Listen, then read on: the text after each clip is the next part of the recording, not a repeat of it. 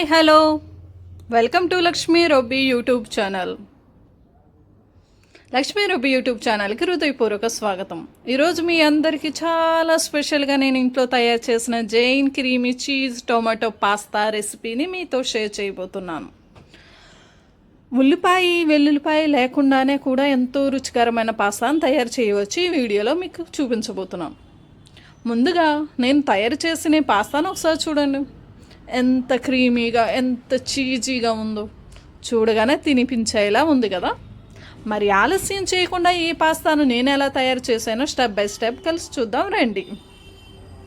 ముందుగా నేను కిచెన్లోకి వెళ్ళి నా కుకింగ్ ఏరియాని రెడీ చేసుకున్నాను. తర్వాత కబోర్డ్ తెరిచి పాస్తా ప్యాకెట్ తీసుకున్నాను. సాధారణంగా నేను గోధుమ పాస్తానే తయారు చేస్తూ ఉంటాను, కానీ ఈసారి కొంచెం కొత్తగా ట్రై చేయాలనిపించింది. అందుకే మైదా పాస్తాను తీసుకున్నాను. ప్రతిసారి ఒకే విధంగా కాకుండా అప్పుడప్పుడు కొత్తది ప్రయత్నిస్తే కూడా మంచి అనుభవమే కదా, మీరేమంటారు? తర్వాత ఒక ప్యాన్లో నీళ్లు పోసి గ్యాస్ మీద పెట్టాను. నీళ్లు బాగా మరిగిన తర్వాత పాస్తాను అందులో వేశాను. అలాగే కొద్దిగా నెయ్యి, తగినంత ఉప్పు కూడా వేసి మూత పెట్టి పాస్తా మెత్తగా ఉడికే వరకు ఉంచాను.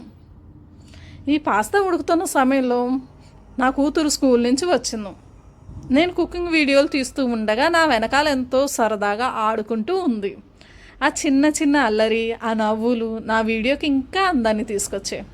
ఇలాంటి చిన్న కుటుంబ జ్ఞాపకాలే ప్రతి వీడియోని నాకు మరింత ప్రత్యేకంగా మారుస్తాయి. ఇందులో నేను 2-3 టమాటాలను బాగా కడిగి చిన్న చిన్న ముక్కలుగా కట్ చేశాను. అలాగే కొద్దిగా అల్లం కూడా కట్ చేసి సిద్ధం చేసుకున్నానండి. అల్లం జనరల్గా నేను ఫ్రై చేయను, ఎందుకంటే దాంట్లో ఉన్న విటమిన్స్ పోతాయి అండ్ ఫ్లేవర్స్ కూడా పోతుందని చెప్పేసి అల్లంది పచ్చిదిందే గ్రైండ్ చేశాను. తర్వాత ఒక ప్యాన్లో బటర్ వేసాను. బటర్ కరిగిన తర్వాత రెండు రెడ్ చిల్లీ, టమాటో ముక్కలు బాగా వేసి ఉడికించాను. టమాటాలు మెత్తగా అయ్యే వరకు నెమ్మదిగా స్లో ఫ్లేమ్లో ఫ్రై చేశాను. టమాటాలు చల్లారిన తర్వాత వాటిని అల్లంతో కలిసి మిక్సీ జార్లో వేసి మెత్తగా గ్రైండ్ చేసి స్మూత్ పేస్ట్ తయారు చేసుకున్నాను. మళ్ళీ ఒక పాన్లో కొద్దిగా బటర్ వేసి వేడి చేసిన తర్వాత నేను తయారు చేసుకున్న టమాటా పేస్ట్ను అందులో పోసాను. తర్వాత తగినంత ఉప్పు, ఆనియన్, గార్లిక్ లేని జైన్ ఆర్గానో సీజనింగ్ వేసి బాగా కలిపాను. మీకు ఎంత ఫ్లేవర్ కావాలో దానికి తగ్గట్టుగా సీజనింగ్ వేసుకోవచ్చు. సాస్ చిక్కగా అయ్యే వరకు నెమ్మదిగా ఉడికించుకోండి. అప్పటికి కిచెన్ మొత్తం ఎంతో మంచి టమాటో బటర్ వాసనతో నిండిపోయింది. దీనిలో టమాటో పేస్ట్తో పాటు మీరు తగినంత సాల్టు, ఆర్గానో తగినంత వేసి మిక్స్ చేసుకోండి. ఈ వీడియోలో చూస్తున్న విధంగా టమాటో ఇంత దగ్గరగా అవ్వాలి. దాని తర్వాత ముందుగా ఉడికించుకున్న పాస్తాను ఈ సాస్లో వేసి బాగా కలిపాను. ప్రతి పాస్తా ముక్కకు సాస్ బాగా పట్టేలా నెమ్మదిగా మిక్స్ చేశాను. ఇలా కలిపిన తర్వాత పాస్తా చాలా క్రీమీగా, చాలా రిచ్గా కనిపించింది.